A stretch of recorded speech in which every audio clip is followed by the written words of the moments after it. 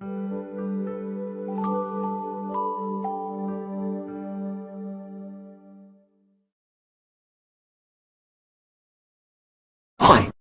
Today I want to talk about the idea of the language parent.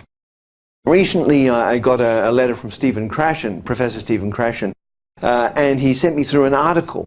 And this article talked about a concept that I came up with in 2006, and that's the concept of the language parent.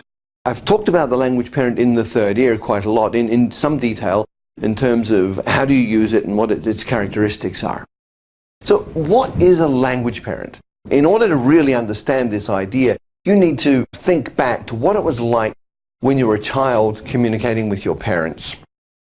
And as you reflect on that, you'll notice that there were certain patterns of communication, certain rules of the interaction. For a start, when children are talking to their parents, parents are not always correcting what the children say. When you're starting to learn your mother tongue, there's going to be lots and lots of places where you're inaccurate, right to the point that someone who's not familiar with you really is not going to understand what you're saying. Lots of kids are not understood when they speak to adults who are not their parents. But the really good thing is, because your parents are used to understanding you, they know what you say quite a lot, they're used to your patterns, then they understand what you're saying. So as a child, when you open your mouth and speak, you're able to have a communication impact. And because you're able to have a communication impact, that gives you appropriate feedback and encouragement. Now, of course, during this process, sometimes your parent is going to say to you, did you mean this or did you mean that? So this gives the child a chance to be corrected. But as they're getting this correction and this information, it's done without criticizing the child. And at the same time, the child is getting a really good model.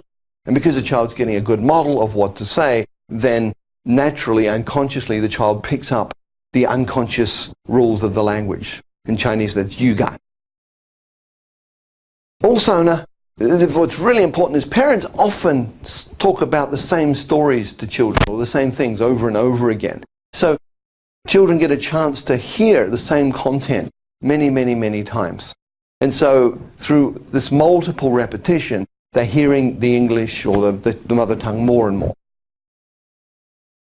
Now, think about this. This sort of communication actually creates a perfect, comprehensible input environment. Children's attention is going naturally to the communication effect of what they're doing. And as a result, the language itself is acquired unconsciously. Now, a language parent for a child is exactly the same as the idea of a language parent for you as an adult. It's somebody who is interested in you as a person, and they're really willing to spend a lot of time communicating with you. They don't want to be your teacher.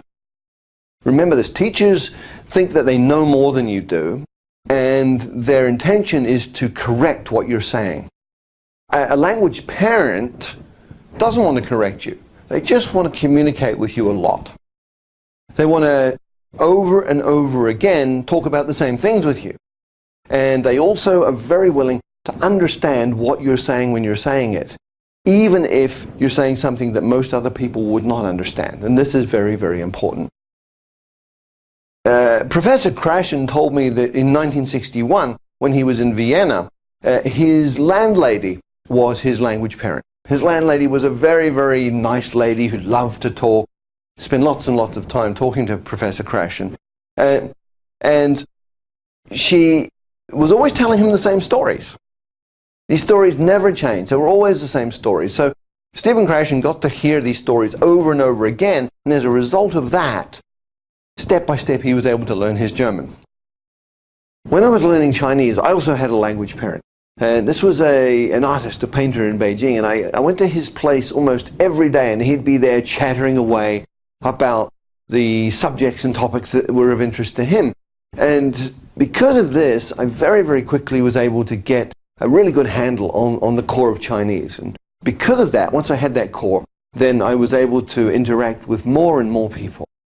Because of this principle of the language parent, as you're learning English, it would be really important for you to create a situation where you have a language parent. And I want to warn you, you absolutely do not want to get someone who wants to teach you. You want to find somebody who wants to communicate with you. And this is the only way that you're going to create a natural, comprehensible input environment. Now, the Kung Fu English system is also designed around comprehensible input, especially it meets the conditions of giving the same stories over and over again from different angles so that you have the same sort of content but many, many repetitions in slightly different forms. We also provide language coaches, and the role of the language coach is actually to act as a language parent and to create a comprehensible input environment for the learners. And this satisfies the conditions of the unconscious acquisition of the language because you've got a comprehensible input environment. Remember, comprehensible input is an absolutely critical component of learning English well, or any language for that matter.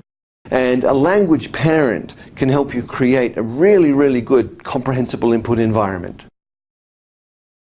Wishing you all the best in your English learning.